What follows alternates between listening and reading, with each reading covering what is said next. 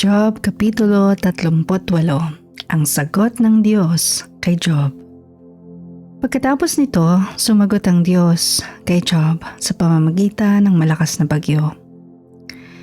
Sino kang mag-aalinlangan sa aking kaalaman? Lalo lamang lumilitaw ang iyong kamangmangan. Tumayo ka riyan at magpakalalaki.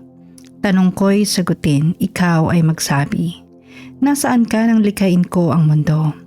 Kung talagang may alam ka, lahat ay sabihin mo. Sino ang nagpasya tungkol sa lawak nito? Sino ang sumukat? Alam mo ba ito? Sino ang may hawak ng mga haligi ng mundo? Sino ang naglagay ng mga panulukang bato?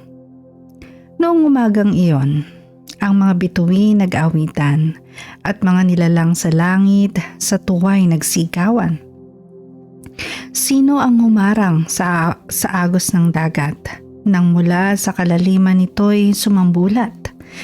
Tinakpan ko ang dagat ng ulap na makapal at pinalutan ko ito ng kadiliman. Ang dagat ay nilagyan ko ng hangganan upang ito'y manatili sa likod ng mga harang. Sinabi kong sila'y hanggang doon na lang at huwag lalampasan ang alon na naglalakihan. Job, nakalikha ka ba kahit isang bukang liwayway? Ang daigdig ba ay naigawa mo ng tanglaw upang ang masasamay mabulabog sa taguan?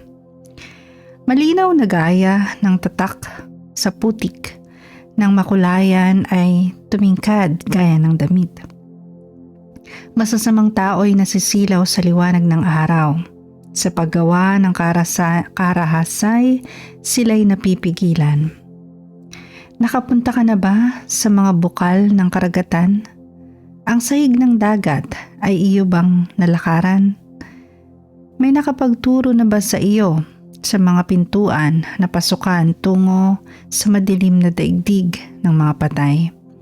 Alam mo ba kung gaano kalaki itong mundo? Sumagot ka kung alam mo. Alam mo ba kung saan nanggagaling ang liwanag at ang kadiliman? Saan ba ito nagbubuhat? Masasabi mo ba kung hanggang saan dapat makarating? At mula doon, sila'y iyong pabalikin? Ikaw ay matanda na, baka nga iyong kaya, pagkat nang likhain ng daigdig, ikaw ay nariyan na. Napuntahan mo na ba ang aking mga imbakan ng niebe at ng yelong ulan? At ang mga ito'y aking inilalaan sa panahon ng digmaan at ng kaguluhan. Nakapunta ka na ba sa sikatan ng araw o sa pinagmula ng hangin? Silangan? Sino nga ba ang humukay ng daanan ng baha? Ang landas ng kulog ay sino ang gumawa? Sino ang nagbibigay ng ulan sa disyerto kahit na dooy wala namang nakatirang tao? Sino ang dumidilig sa tigang na lupa upang dito'y tumubo ang damong sariwa? Ang ulan ba o ang hamog ay mayroong ama? Ang yelong malamig, mayroon bang ina? Sino nga kaya ang nagsilang sa kanila? Sa labis na lamig, tubig ay tumitigas, nagiging parang bato ang ibabaw ng dagat. Ang Pleiades ba'y iyong matatalian o ang Orion kaya'y iyong makakalagan? Mapapatnubayan mo ba ang mga bituin o may tuturo ang daan ng maliit na dipper? Alam mo ba ang mga batas sa langit? Ito ba'y mayaangkop mo sa daigdig? Ang mga ulap ba'y iyong mauutusan upang sa lupa ay magbuhos ng malakas na ulan? Mauutusan mo ba ang kidlat na ito'y kumislap? Sumunod naman kaya sa iyong mga atas?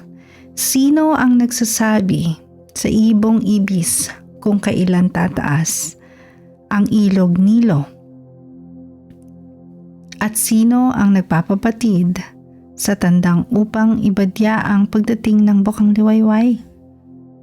Sinong makakabilang sa ulap na makapal o makakapagtaob nito upang bumuhos ang ulan. Ang ulan na sa alabok ay babasa. Kapag iyon ay natuyo, magiging matigas na lupa. Maihahanap mo ba ng pagkain ng mga leon upang mapawi ang kanilang gutom? Habang sila'y naroon sa kanilang taguan, at wari bang pagkain kanilang hinihintay? Sino ang nagbibigay ng pagkain sa mga ibon? Sino ang bumubusog sa kanilang inakay na nagugutom?